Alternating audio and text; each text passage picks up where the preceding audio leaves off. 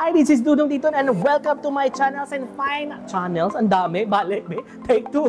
Hi, this is Dudong Dito and welcome to my channel and finally, ka-unbox ko lang ng A56 and A36 is already with me, no? So yes, yan ang pag-uusapan natin kaya wag na nating patagalin. Pasok, intro!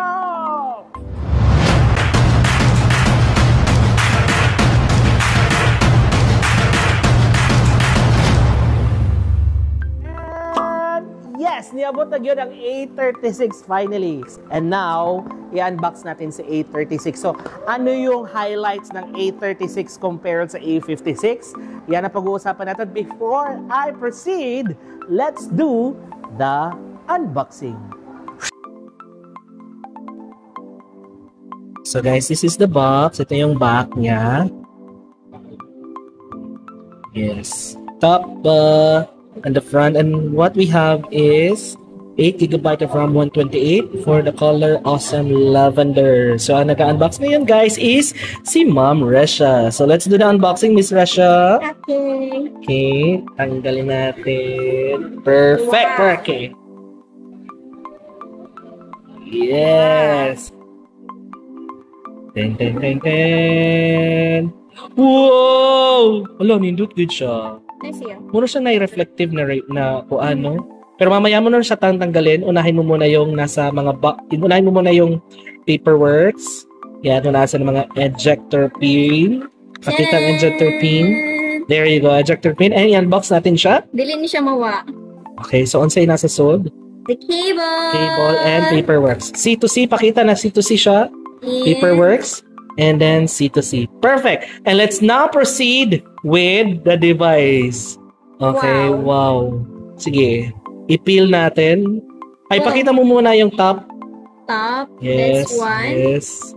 And then speaker, microphone nga sa babaw. Kani, ang speaker, ang SIM card tray, and type C. And buttons.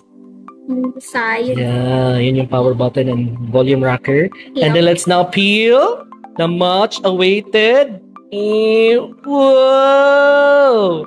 And then turn it on. Long press. So you guys, yun yung A36 unboxing natin. So what I have here is the Awesome Violet. Meron pa siyang isang color, Awesome Black. Okay? So basically, para lang siya magkapareho ng mukha ni A56. Actually, meron siyang kaibahan kasi yung bezel sa camera ring ng A56 medyo matte, while yung bezel ng camera ring ng nasa A36 medyo shiny siya. Yes. The rest, the same. Same sila design, same ang placement ng microphone, same ang volume rocker, same ang SIM card tray, same ang speaker. Ang nagkaiba lang sa physical aspect ng A36 sa A56 is yung material ni A36 is plastic, while yung A56 is aluminum metal. Okay? Plus, yes, meron pa yung color selection. Yung color selection ng A36 is Awesome Lavender and Awesome Black, while sa A56 is Awesome Graphite, Awesome Light Gray, and Awesome Pink. So yun yung kaibahan sa physical aspect ng A36 sa A56. Since na-discuss ko naman yung major AI impact ng A56, yun din yung AI feature na makikita nyo sa A36. Meron din siyang circle to search with Google. To sum it up, like you don't have to exit from the screen, okay? Even if when you're watching YouTube, you're binging to your Netflix, okay? You just have to press and hold the home button and encircle it. It can actually solve mathematical equation. It can actually read a QR code. It can actually even translate to 46 languages because this is powered by Google. You don't have to exit from the app. You don't need to download the third-party application in order for you to get information. You just have to press and hold the home button and just encircle it. And can even actually identify landmarks. Okay, that's the power of circle to search with Google. And apart from that, since One UI 7 na yung A36, yung circle to search with Google ng A36 and A56, meron na siyang music search and even translate. So even when you're humming, you just have to press and hold, press the music icon, automatically the phone, the A36 will actually listen to the song so it can actually identify what's the title of the music. If there's a lyrics available, even video available, you just have to press and hold and press the music icon, and then the phone will listen and will give you the instant information. Meron ding circle to search with Google Text. So say for example, you're browsing, okay? When you're browsing and you end up visiting a site that is not in English, or could be a word that you cannot understand, like could be a foreign language, like a Chinese, a Bulgarian language, a Greek language. As long as it's in your screen, you just have to press and hold and press the translate icon. Automatically, it can be translated right then and then. But it should be connected to the internet service. So the faster the speed you have, the faster the internet will actually give you the result. That's the power of circle to search with Google with A36. And apart from that, meron din tayong object eraser. Yes, object eraser. So say for example, there are unwanted people in the background. Common yan kapag nagta-travel tayo, may mga photo bombers. Or could be, yes, meron tayong mga friends, mga frenemies natin na gusto nating tanggalin sa picture. Very easy, you just have to press, edit, activate the AI, and just press and hold the person. Or could be the object that you wish to remove, press the eraser icon, and automatically it can be removed in the picture. The person can be removed in the picture. An object can be removed in the picture. That's the object eraser from A36. Create filter. Ito na naman. Ito yung mga feature na binabanggit ko. Meron to sa mga premium devices. Okay? Meron yung yung S26, meron din photos and filters. Okay? Ito yung create filter. So say for example, you're browsing to your Instagram, you've seen a photo of your friend, or could be your idol na lang. You've seen a photo of your idol and you want to know what is the filter that has been used in the photo. Okay? Now, you don't have to rely on whatever may be the application or could be the phone can offer you in terms of filter.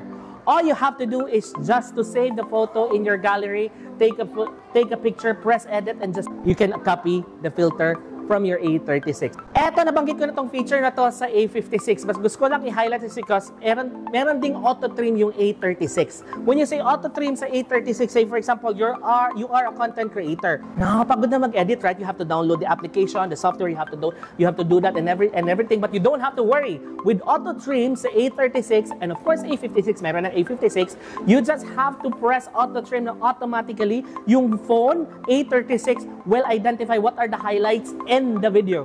Siya na bahala na mag-trim ng video para sa'yo. So automatically, lalagyan mo lang ng music and there you go. Ready to post na yung picture in 1 minute or could be 2 minutes. That's the power of auto-trim from the A36. And ito pa, ito yung pinaka-exciting for me Exciting for me sa A36 na feature. Meron din tong best face. So when you say best face, if you're fond of taking group photos and some of your friends is not looking at the camera, some of your friends is not smiling, right? No, kapoy kay balik-balik, no? When you say, it's kind of hard to retake agad na photo, what if time is gold? What if time constricts? But it's kind of hard to retake another photo again, okay? But you don't have to worry. With best face feature, say A36, okay? You just have to launch your camera, press the motion icon from the uppermost portion of your screen, okay? In just one click, the camera has taken multiple shots already. So when you press edit, all of your friends is not looking at the camera, all of your friends is not smiling, you can now replace their faces with a smiling photo. Okay, you can now replace those faces who are not looking at the camera. That is the power of best face feature sa A36.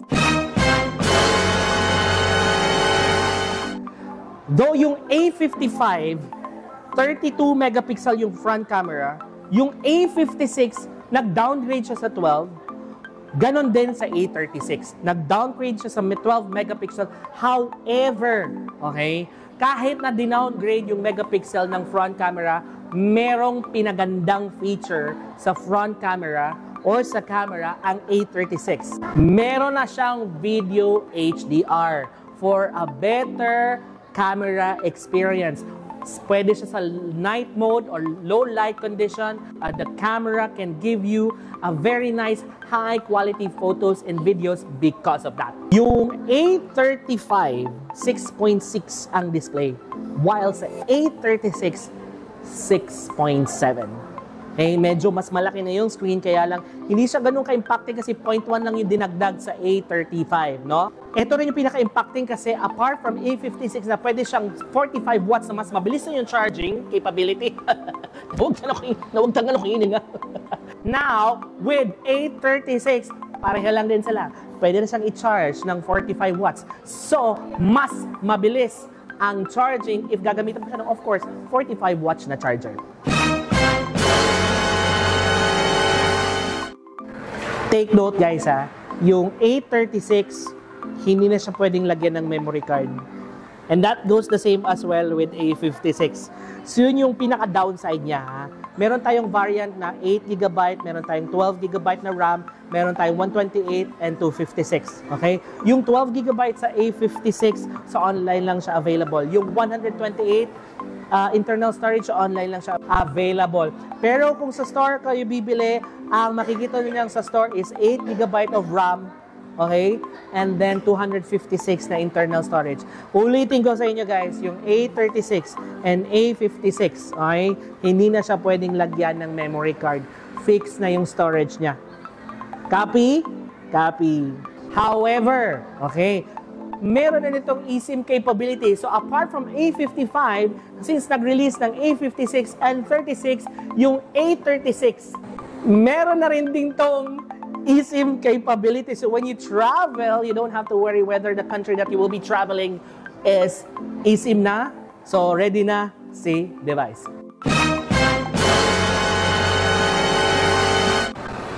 Okay, before kayo mag-decide yung kaalahian or kaibahan ng A36 sa 56 naman. A36 guys, naka-Snapdragon 6 siya, while ang A56 is naka-Exynos 1580. So, kung tatanungin nyo naman which one is better, pareho naman maganda. Pero of course, mas better for me, mas better si Exynos 1580. It's just because bago siya. Now, I'm not saying na si Snapdragon 6 is hindi okay. It's just that medyo karaan. Luma siya na Snapdragon, pero it does not mean na hindi siya mabilis. Gusto niyo yung Snapdragon? Kasi gusto niyo mag-game, go for Snapdragon. Kasi sabi nila, ang gaming daw pang Snapdragon. But however, pwede naman din pang gaming to A56, no? Kasi mas latest pa din. So, depende pa rin yan sa inyo. So guys, yung presyo ng A36 is actually 21,990. Okay, that is the original price, but introductory price meron tayong discount na 2,000 pesos. So 19,990 na lang siya. Now, kung tatanungin niyo naman ako kung magkano yung A56, magkadikit lang sila ng presyo. 25,990 since introductory price minus 2,000 pesos, so 23,990.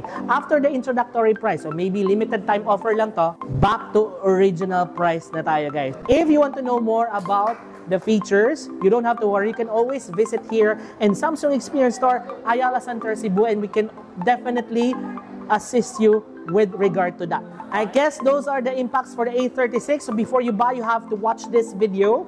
You have to go to the store. You have to explore the device, okay, before you buy. So syempre, bibili natin yung device, dapat alam din natin yung mga products and offers. Alam natin yung mga features ay dinagdag sa mga upgrades natin sa bagong lineup ng A-series. Now, once again, this is your Galaxy AI.